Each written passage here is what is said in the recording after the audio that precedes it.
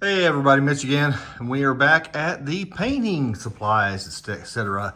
So this is stuff here. I have a set of painter's pyramids that I got off of Maker World, and I created this.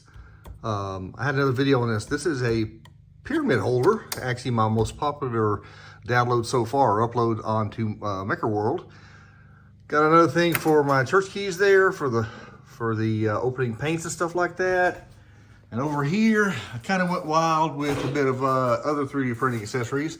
All of this stuff is actually for my, all the CA glue stuff. So these are tips and then various other things up here. So that's all that. There's my paint brushes. There's various stirring sticks, etc. And then finally, just a little place for a couple of bottles here. That's 3-in-1 oil and then a couple of bottles of dye. So anyway, so I was going to make these out of wood, but I found this one here. Like, you know, let's just go ahead and use that. And then there's a couple different generators on Maker World that you make boxes. And so I just kind of went crazy with this and made a whole bunch. And then when I finally went to put them in play, I figured out which one would be best for what.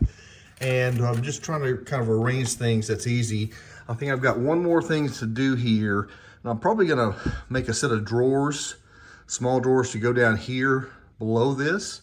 Probably put rags and stuff like that in that.